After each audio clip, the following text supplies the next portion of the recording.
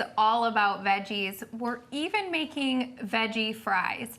And we're using a different kind of root vegetable that you might not be very familiar with. I actually don't even think I had thought about using a parsnip until I saw someone using carrot fries, and I thought parsnips would be perfect to pull over with my picky husband and 2-year-old. Why? Because they're white, so they look just like a potato, but they have a ton of nutrition that the potatoes are kind of lacking in. They have a lot of fiber and a lot of vitamins and minerals. So you can find these just where you'd find your carrots in the grocery store. I'm gonna have you grate them, Sean, or peel them. So it's just like a carrot. You peel them first, of course wash them, trim off the ends, and then we're gonna just cut them kind of into matchstick size.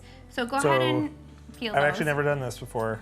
Yep, so you just take kind of the heavy end and put it downward, and then just peel some of the skin off like that. Yep, perfect. Oh, okay. Yep. So to season them, we have some salt, some garlic powder, some pepper, and Parmesan cheese. So you can, that's pretty good. That's good. You can kind of just trim off the end just a little bit. So the great thing about doing anything almost roasted as a fry, any kind of veggie, is that you can make them as crisp as you'd like them.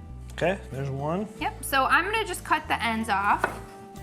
So just the big end and then the little end, just like a carrot.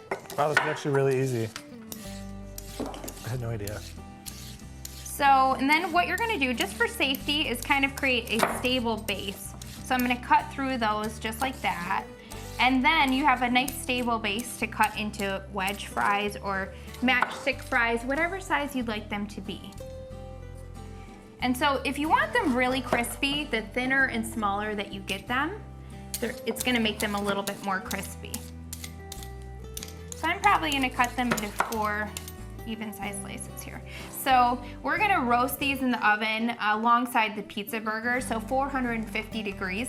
Whenever you're roasting something and you want it to be really crispy, you wanna do a really high heat, so 450 degrees. And then what we're gonna do is we're gonna broil them in the last 1 to 2 minutes just to really get the Parmesan cheese crispy on top. So now I'm gonna do one of the tricks that really gets any kind of veggie nice and crispy, which is spray it really good with a cooking spray. So you could also just drizzle some good avocado oil or olive oil onto these. But what I like to do is I like to spray it because then you can kind of control how much oil goes onto your veggies. So then I'm just gonna have you, Sean, take some Parmesan cheese and kind of sprinkle it over no measurement? the top of these. A 1/4 cup. Measure with But you could technically measure this one with your heart. It doesn't have to be perfect. I'm gonna grab this rag. Okay. So then you just take about a 1/4 cup of Parmesan cheese, dust it over the top. You can just shake it straight from the bottle too. And then we're gonna do 1/2 teaspoon of garlic powder. And this is, again, with all seasonings, you can technically just sprinkle them on.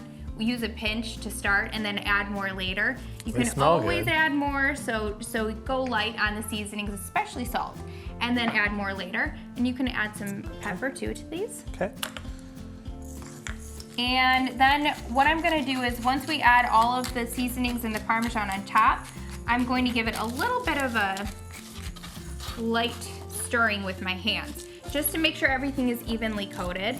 And then I'm gonna pop these in the oven about 30 minutes, 450 degrees. You'll wanna check on them about halfway through. Make sure that they're not browning too quickly. And also just kind of, toss them if you see that one is getting a little bit more brown than the other. Before I pop them in the oven though, I'm gonna give them another quick spray with the cooking spray, and that'll make sure that they get nice and golden brown. So let's put these in the oven, and then we'll check on our burgers, top those with the cheese and sauce, and then we can have them together as a nice pizza dish. Sounds good. Veggie packed.